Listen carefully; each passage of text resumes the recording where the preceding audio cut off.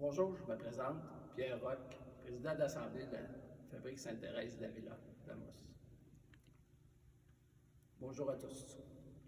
Les membres de la Fabrique ont à cœur de tenir la population informée sur l'avancement de la réfection qui, rappelons-le, a officiellement débuté en mai 2019.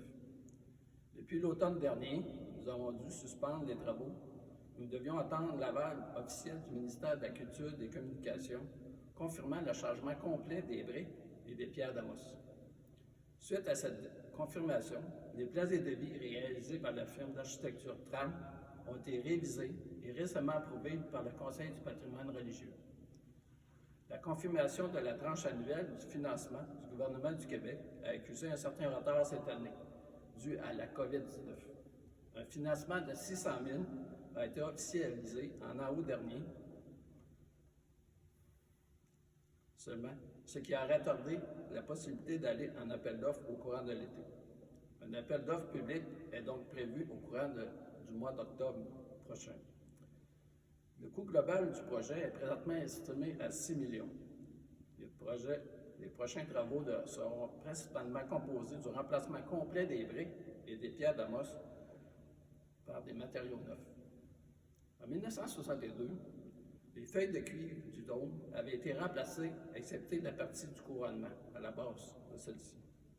Cette partie sera donc complétée prioritairement afin d'éviter des infiltrations d'eau futures. Tous les fenêtres seront restaurées, principalement celles des rosaces et des vitraux. Concernant le prochain appel d'offres, ce temps de pause nous aura permis de sonder l'intérêt des principaux entrepreneurs régionaux qui sont très intéressés au projet. Nous souhaitons pouvoir compléter l'ensemble des travaux avec le même entrepreneur. Nous sommes toutefois contraints à certaines restrictions quant au décaissement du financement du gouvernement du Québec. Nous ne sommes donc pas en mesure de connaître actuellement le nombre de phases exactes qui caractériseront le projet. Tous les avenues sont présentement étudiées afin d'arriver à réaliser l'ensemble des travaux le plus rapidement possible afin de réduire les coûts.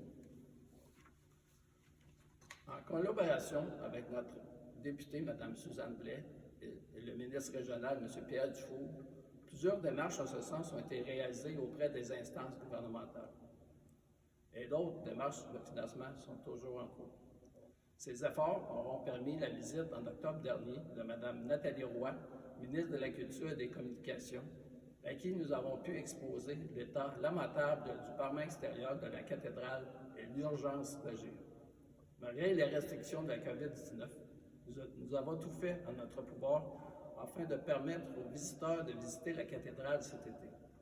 Nous remercions la Ville d'Amos qui a aidé financièrement la Fabrique afin de maintenir du personnel en place pour les visites et l'achat du matériel pour le respect des directives sanitaires.